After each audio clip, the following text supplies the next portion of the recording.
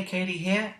So this is my first topic for TransbyDef, and I've got to be honest, it's not the easiest one for me to actually talk about because it's about charities. And I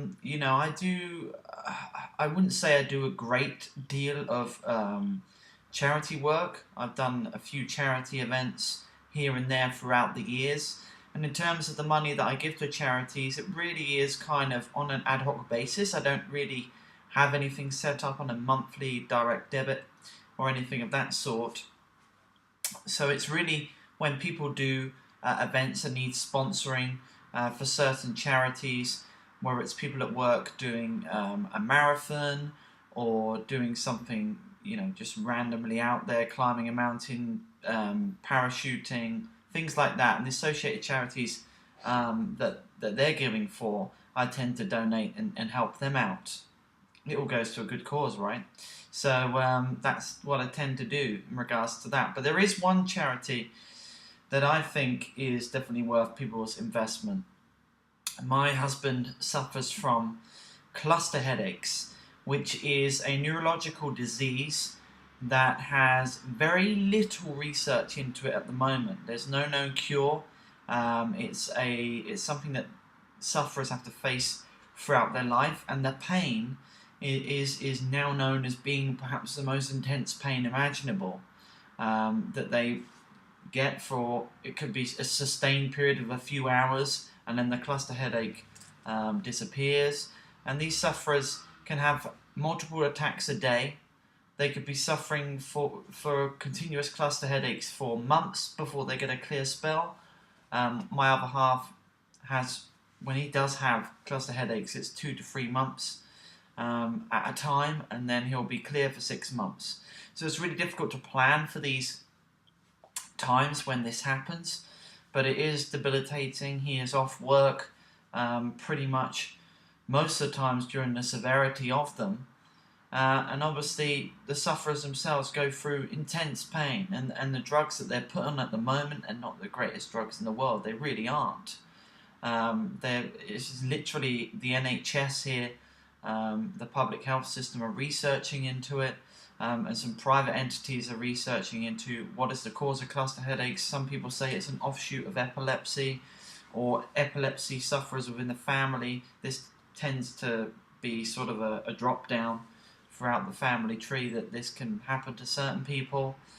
So he suffers from cluster headaches, and that's sort of the main charity, because it comes close to my heart, with someone personally suffering with those. And I think, especially for diseases or neurological disorders, that really we don't know where we are. Even in today's sciences, these are new things that are coming out within the last 30, 40 years, that there simply hasn't been enough sufferers for them to do enough research. And I think that strikes a chord with me. And it's very difficult as a loved one who's seeing a loved one who suffers from them, to actually understand the pain that they're going through. And you feel totally helpless because there's absolutely nothing you can really do other than to take oxygen and take migraine-based injections, or migraine relief injections, and that's the only thing they can really do to overcome it, because there's no dietary supplements that can help prevent cluster headaches. I think it's all speculation, anything that's out there at the moment. So it's really difficult at the moment just to even plan stuff, and that to me is well, it's not great, because my other half just wants some type of normality in his life, and what I'm having to deal with what I'm going through as well. It's not the easiest thing for him at all. So he's got his work cut out. But like I say, I mean, for charities, it's really, I think the annoying thing that I see out at the moment, especially these bigger charities that have charity shops, and that's another thing that I do like to do, and that's where another offshoot where my money goes. I go into charity shops, and I do buy clothes at charity shops, and I do buy video games at charity shops and stuff like that. Where I live is Charity Shop City, and they're just people will go in and actually get rid of some really, really good stuff. So I like to go up and do a hunt of the charity shops as much as possible, and basically make charitable contributions that way. Some would say that might be a slightly bit of selfishness because I'm getting something from it as well, but it all goes to a good cause at the end of the day, and you just never know what you might find. It's like storage wars in some regards. That you can go there and you don't know what you'll find, especially if you have a certain interest or hobby and you're collecting. It's great to just go in there and see what's available. And if they are undercharging for something, if you're quite if you have a very good knowledge base in particular area that you're collecting for, and know that they're undercharging what it's particularly worth, make additional contributions and stuff like that. It's the best and the fairest way to do it. But the charity system itself is what annoys me in some regards, because what I see coming out of Oxfam, Barnardo's, a lot of these other bigger charities, is the funneling down of funds. Because you can't work in a charity shop and all of those funds go to the people, direct to the source, because you've got to employ the staff, you've got to employ the marketing, you've got to pay the shop's rent, and you're really filtering down what is a big pool to start off with and making it very, very, very small. And the other problem is that a lot of these charities don't necessarily fund direct to source either, especially charities in Africa. A lot of the money ends up going to the governments, but the governments are corrupt, so the money never reaches them anyway, and it's a real difficult place to be.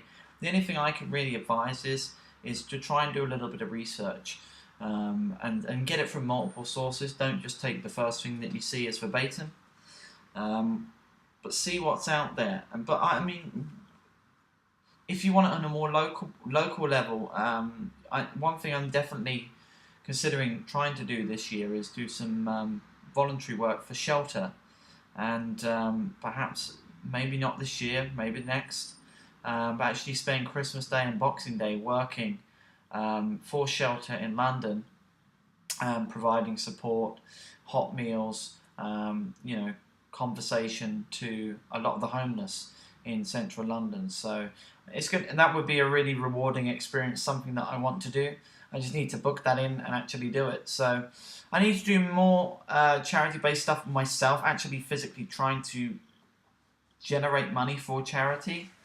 I'm well aware that I need to do that. I don't really do enough charity cause stuff, but we've got plenty of time to still do that. And one of the things I'd really love to do is to set up a charity 10-pin bowling event at a local bowling centre, and try and do something there. I would like to do a marathon, a 24-hour 10-pin bowling marathon, and it could be a real killer to the body, that, trust me. But doing something or thereabouts would be really cool, but we'll see what happens. But that's pretty much it from me. I don't really have any LGBT charities that I put any money towards.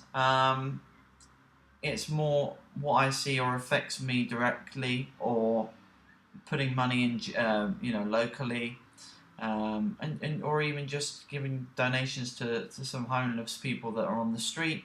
And that may not come in form of money, because there are a lot of drug and alcoholics that will spend the money on drugs or alcohol. So it might be food, or something like that, or like a non-alcoholic drink and stuff like that. So that's kind of what I do, and I'll probably do a lot more in the future, but that's where I stand.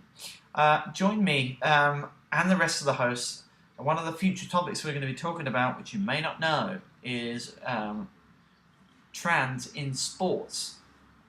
And it will be quite interesting to talk about that topic, because I've personally been affected by that topic in the world of sports. So I look forward to getting onto that topic and getting onto some real interesting detail here in the UK about where all of that lies, especially in the sport that I play.